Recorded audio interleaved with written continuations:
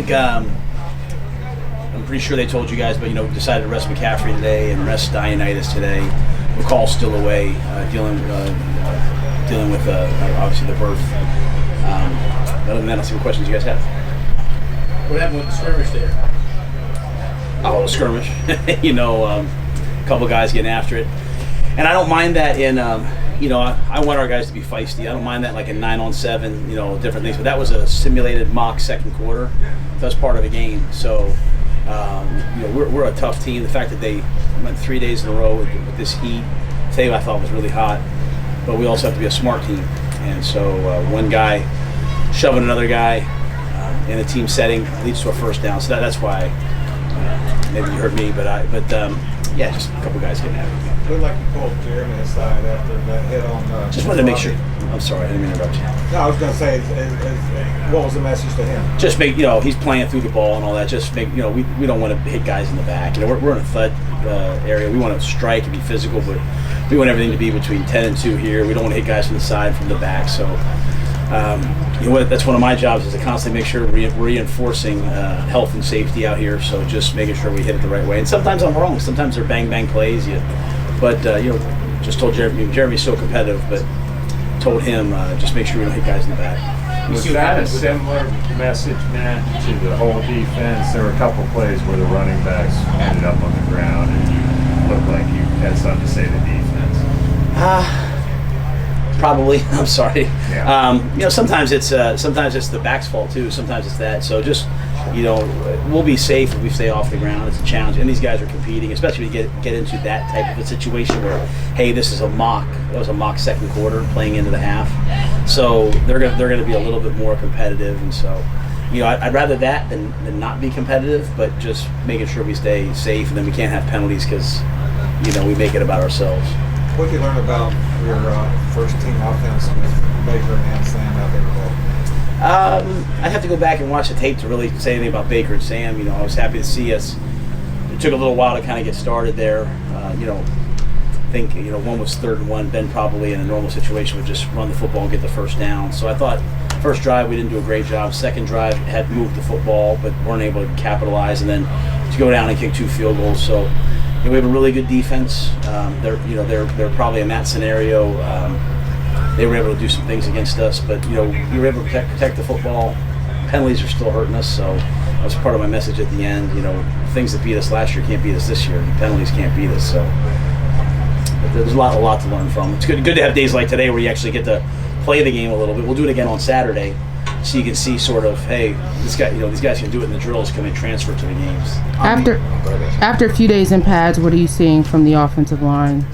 I think they're doing a good job in protection. That we're passing off twists much better than we had last year, and we've established a couple core runs that we feel good about. So just need to continue to develop the run game, develop the protection game. But I like the group a lot. They're a hardworking industrious group. So I like the group. Just continuing to add to our tool belt in terms of, hey, this is a play that we own. On Monday, you said Phil Snow told you that this would be the week you'd find out if you guys could defend the run. Halfway through the week, 3 practices, what are you doing? I think it's still up in the air, to be quite honest with you. I think Friday and Saturday will tell us a lot more. We've done some good things versus the run. We're striking with our hat in hands. We also have a tendency to hop out of our gap. Everybody's anxious to make a play, and execution has to come before production. That's hard for guys. But you got to execute your assignment and do your job first, and then production will come. And so, I think I've seen progress every day, which is important. Talk about the offensive line second, but particularly how has Nicky's development been the last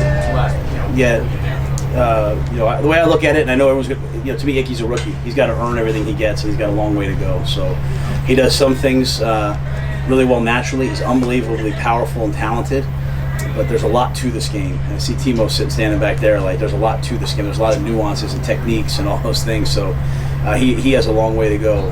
He'll get there, but every day he's got to work. Matt, is most of that journey for him pass block related? I think it's all of it. I think it's also in the run game. You're in college football, it's a little different. You can get, a couple of runs. You can overpower guys. At this level, it's hard to overpower guys. You have to have great technique. You have to be able to block the different fronts that we see. So as I said, I think it's just, hey, day by day, keep adding to his tool belt. And at the same time, we've got good players on the offensive line, so we're not going to just hand him anything. He's going to go earn it. And knowing Icky, I think that's probably the way he likes it. One of those guys, I don't know if you were over there today, but Brady had a pretty solid day in pass one-on-ones. Did you see any of that? I was over at 7-on-7. Yeah, I'm over there at 7-on-7 today, so I'll have to watch that on tape. Matt, how has Hecker looked to you so far in the limited stuff he's done? Yeah, I think Johnny's looked really good. He's doing a great job holding, doing a great job punting the football. He has a bunch of different punts that he can add to the repertoire, which is great, and he does a great job coaching the guys as well. He echoes the messages that Taves schematically because he knows it so well. So again, I think that's a key addition not only to the on-field play, field position, but also kind of the fabric of our team. His word carries a lot of weight on this team. Matt Christian, another rest day. I mean, is that kind of the plan going forward? Is just keep him out as much as possible, or what is that kind of plan?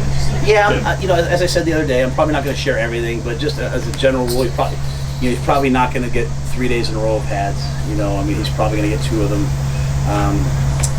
But each week will be different. We monitor the GPS and all those different things and give him what he needs. So we upped his reps a little bit yesterday, pushed him a little bit, and then today give those other guys an opportunity. Is that a fine line with him? Because I know he's competitive, probably wants to be out there too. Yeah, it's a medical line. It's I just wanted to be out there today, but we have to do what's right by the players who either are a little bit older and played a ton, or guys who have a ton of GPS stuff on them and they've gone a lot during practice. We're just trying to keep it all balanced,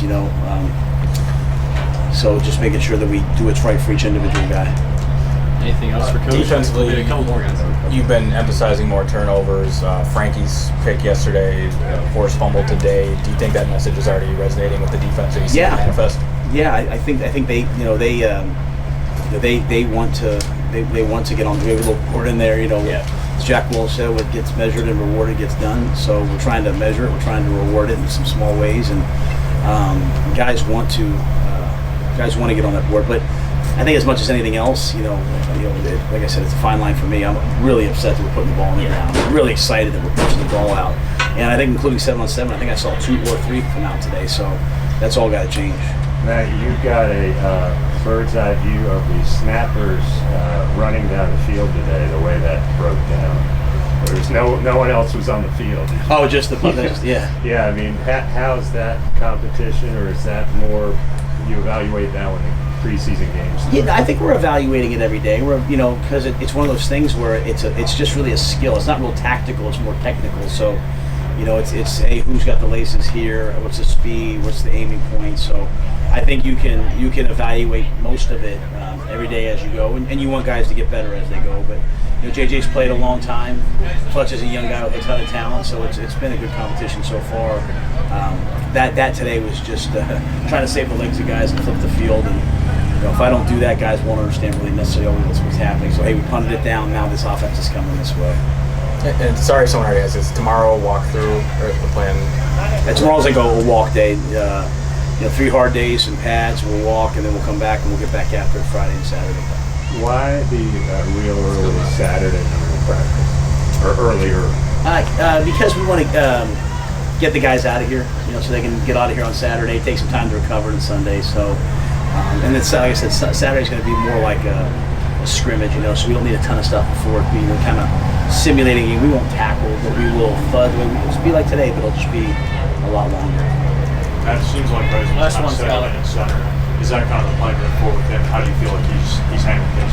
Yeah, again, we haven't even had like a coaching staff and scouting meeting on personnel yet. The first one will be on Thursday. So there is no, hey, this guy's this guy's that. He's here, he's there. We have a good battle at center. So those guys are basically playing him and Pat are playing those 2 positions. But we know they have position flex. But when I tell you, we really right now it's not. I don't think it's fair to make evaluations about the depth chart unless it's like blatantly obvious. But guys who are battling after a week, to me, you have to give these guys time to really settle in and see who can withstand the strain of camp, who's got the competitive stamina. And so we'll give those guys plenty of time. Thank you, Coach. All right, thanks, guys. Thank you.